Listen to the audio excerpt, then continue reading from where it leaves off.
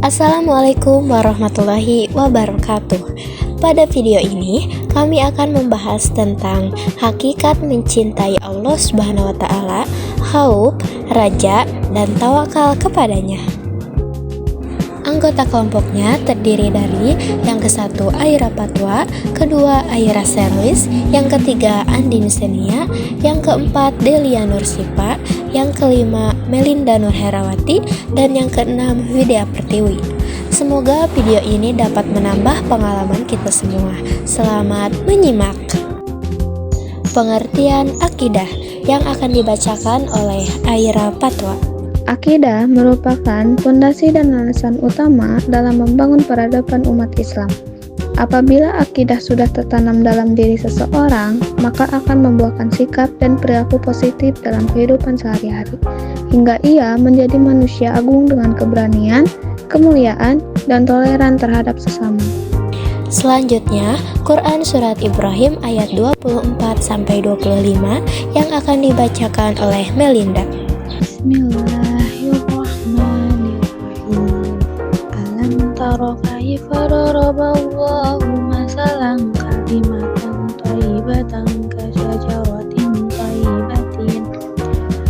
kasajaratin thayyibatin asluha sabitu wa faruha fis sama tu'ti ukulaha kullahinin bi'idni rabbiha wa yadribullahul amsala linnasi la'allahum yazakkarun, yang artinya, tidaklah kamu memperhatikan bagaimana Allah telah membuat perumpamaan kalimat yang baik seperti pohon yang baik.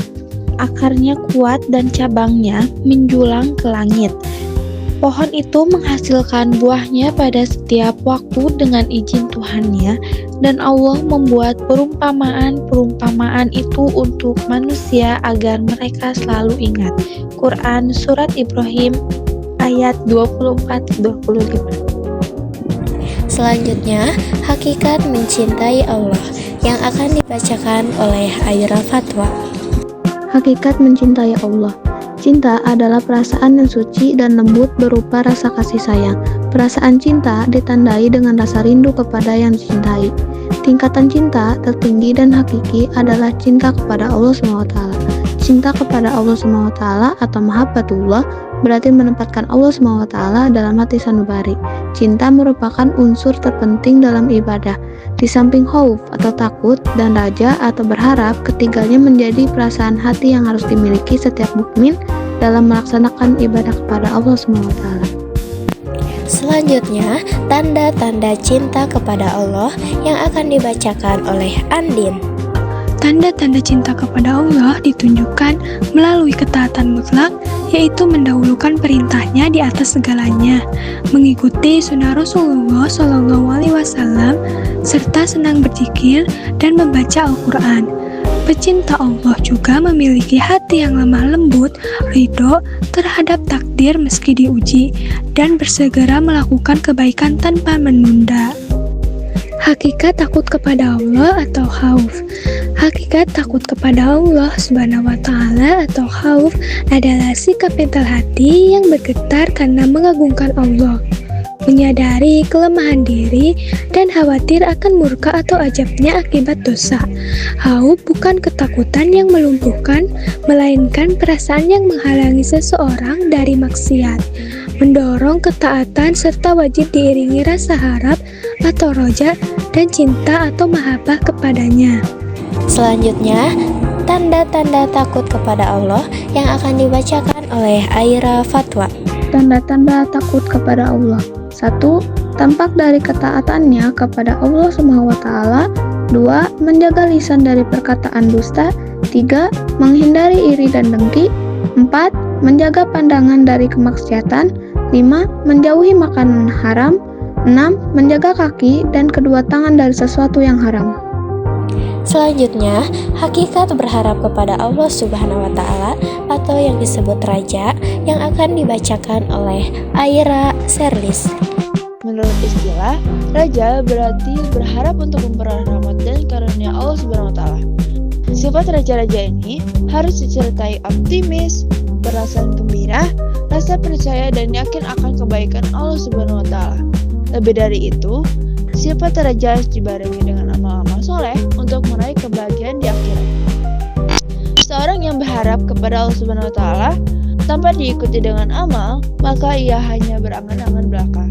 Ketika seseorang memiliki sifat raja, maka ia akan bersemangat untuk menggapai rahmat Allah Subhanahu wa taala. Karena dia memiliki sifat Maha Pengampun, Maha Pengasih, dan Maha Penyayang. Meskipun berimang dosa, rasa optimis mendapatkan ampunan Allah Subhanahu wa taala tetap ada di dalam hatinya. Cara menumbuhkan sifat-sifat raja. A. Muhasabah atas nikmat-nikmat Allah Subhanahu wa taala. Muhasabah atas nikmat-nikmat Allah Subhanahu wa taala berarti mawas diri atas apa yang telah diperbuat sebagai ungkapan syukur kepada Allah Subhanahu wa taala. B. Mempelajari dan memahami Al-Qur'an. Al-Qur'an merupakan kalamullah yang syarat dengan ilmu. Di dalamnya terkandung hikmah dan pelajaran bagi siapa saja yang ingin mengambilnya. Setiap ayat dan surat Al-Qur'an berisi pesan dan moral dari Allah Subhanahu wa taala. C. Meyakini kesempurnaan karunia Allah Subhanahu wa taala. Sifat raja akan tumbuh pada diri seseorang apabila ia meyakini bahwa Allah Subhanahu wa taala telah memberikan karunia sempurna kepadanya. Allah Subhanahu wa taala telah memberikan rezeki yang cukup bagi semua makhluk ciptaannya. Selanjutnya, hakikat tawakal kepada Allah yang akan dibacakan oleh Widya.